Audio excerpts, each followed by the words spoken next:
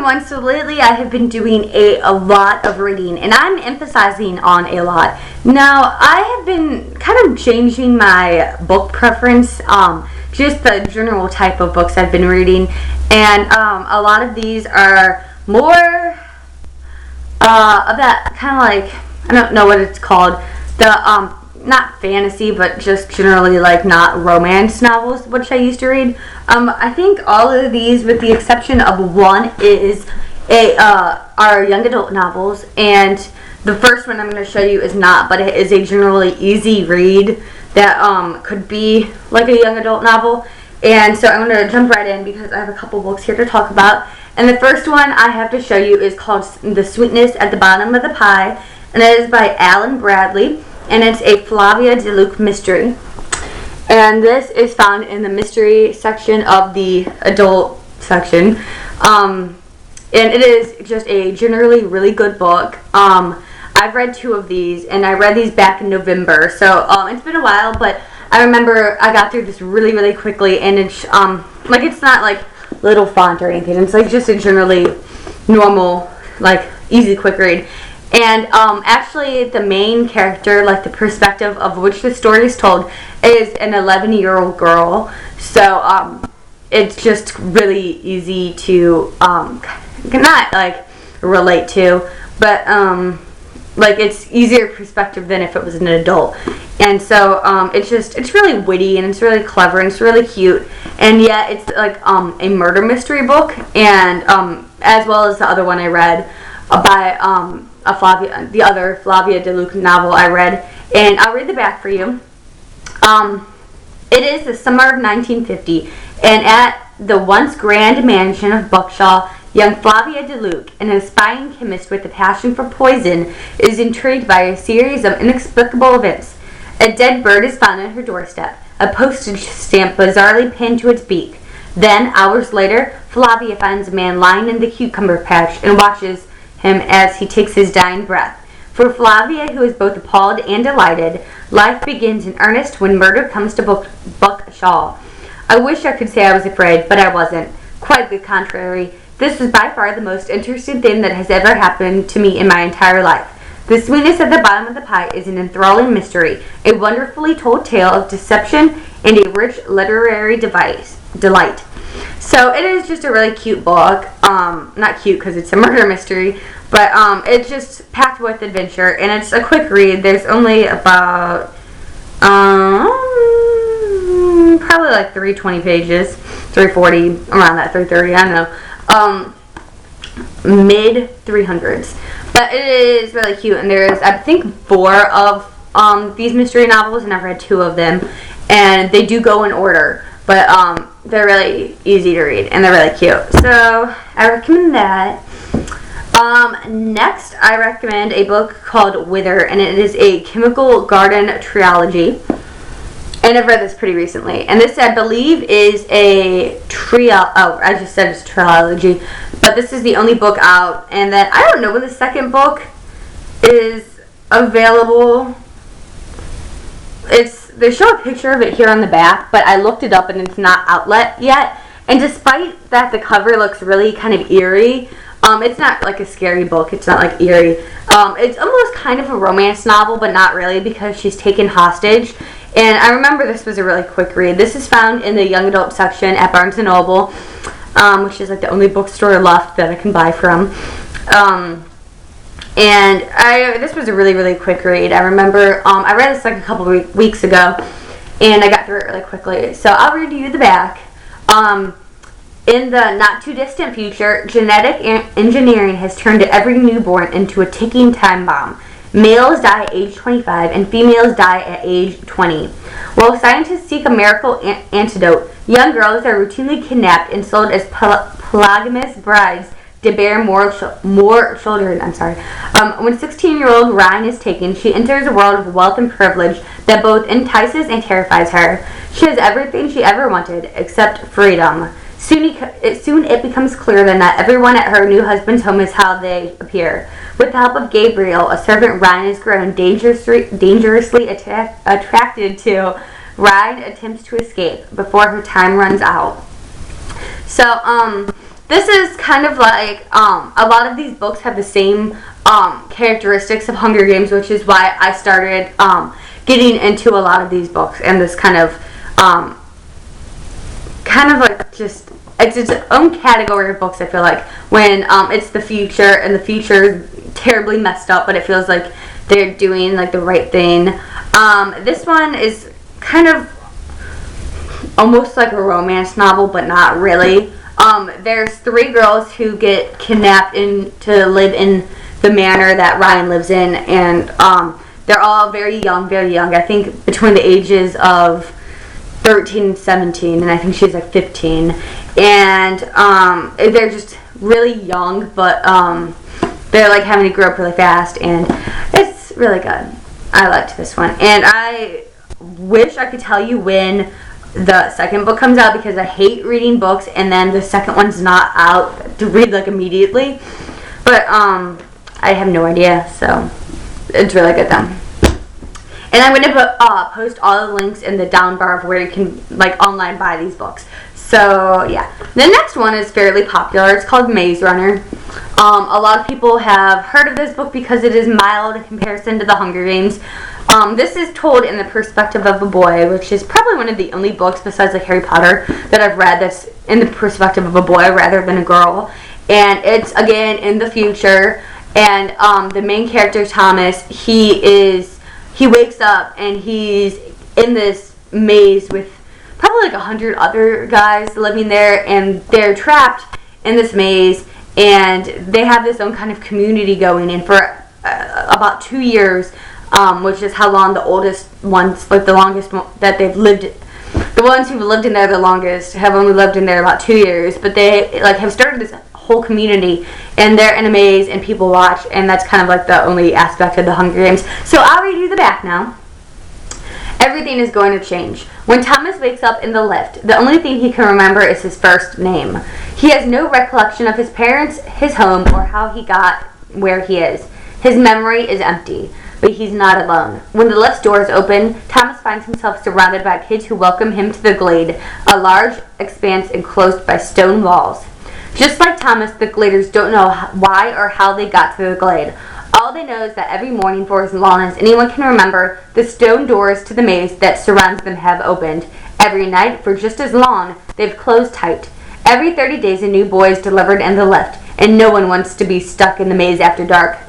The Gladers were expecting Thomas's arrival, but the next day, a girl was sent up. The first girl ever to arrive in the Glade, and more surprising yet is the message she delivers.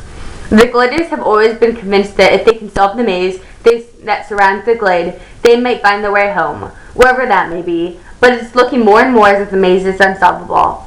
And something about the girl's arrival is starting to make Thomas feel different. Something is telling him that he just might have some answers, if he can only find a way to retrieve the dark secrets locked within his own mind.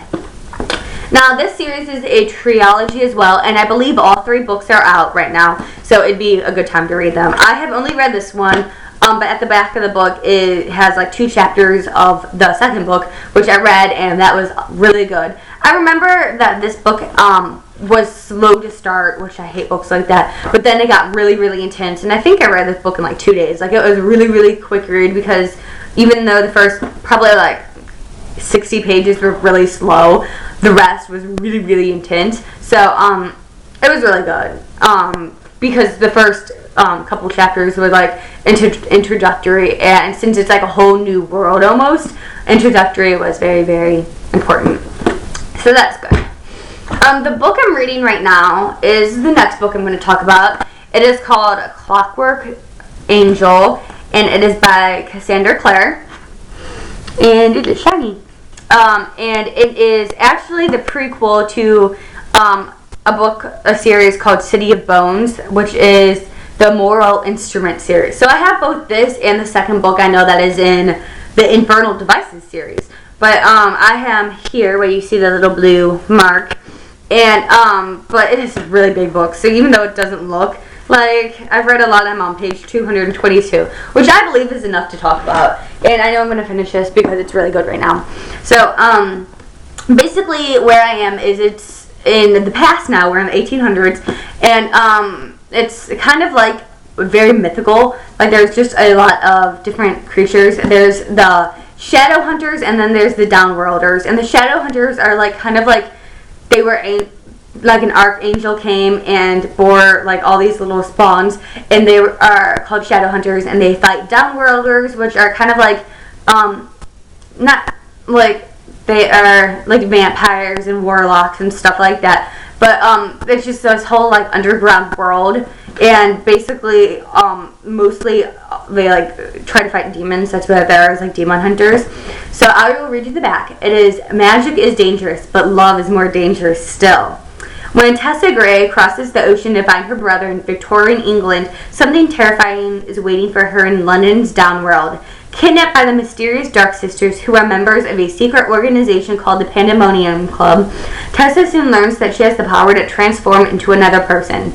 The Magister, the shadowy figure who runs the club, will step at nothing to claim Tessa's power for his own. Friendless and hunted, Tessa takes refuge with the Shadow Hunters, warriors dedicated to ridding the world of demons. She soon finds herself fascinated by and torn between two best friends, James and Will. As Tessa is drawn deep into a plot that threatens to destroy the Shadow Hunters, she realizes that she may need to choose between saving her brother and helping her new friend save the world, and that love may be the most dangerous magic of all. So, it is very good so far. It, again, took a really long time to get into because only at the very beginning of the book she was kidnapped by the Dark Sisters, and that part was very boring. But then once she gets rescued by the Shadow Hunters, which let's not give me much away, that's when it starts getting good. Not then, because you have to build on those characters too. But lately it's been getting good because then the plot has started taking off probably around page 100.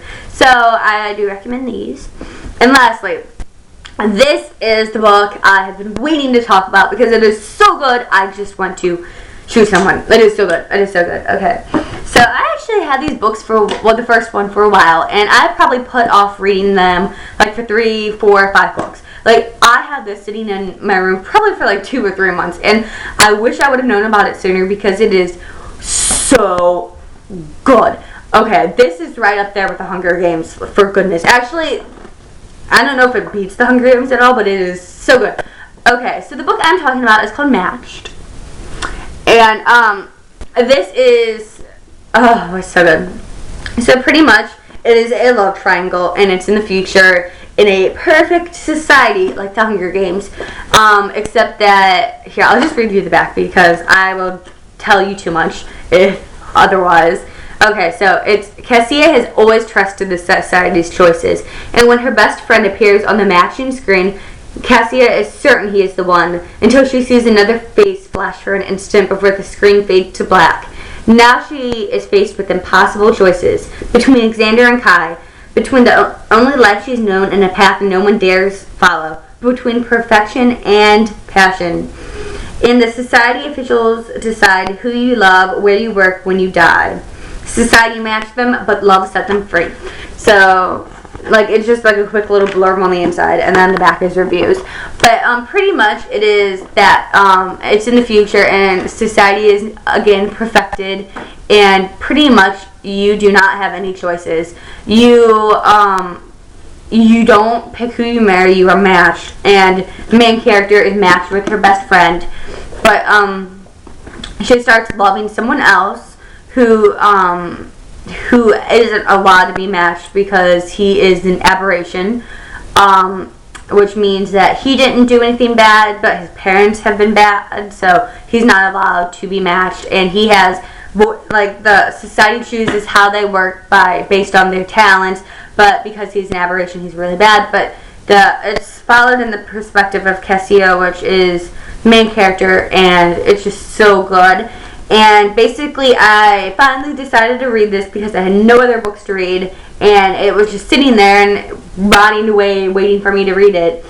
And even right here, I only bought it because it says the hottest young adult hit title to hit bookstore since the Hunger Games. So I picked it up because it said the word Hunger Games on it, and it really is. Like, I didn't want to read it at first, and then I picked it up, and I read this so quickly. And then one night, I was out to dinner with some friends, and then I decided to drive home. But then I was like, I was really close to being done with this, and I was like, you know what? It is 10:30 at night, but I'm gonna go find the next book. So I went to Walmart, and they didn't have it because you know how like Walmart and Target and some grocery stores have a couple books that like are that kind of sci-fi like romance books. Like you can get the Hunger Games pretty much anywhere. Well, actually, most of these, because I got this at the grocery store, and I bought the sequel at Walmart last night. And then I know I've seen The Maze Runner at some places. So these are the kind of books you can get pretty much anywhere. Well, I went to Walmart, and by the way, they did have the sequel there last night when I bought the sequel to this one.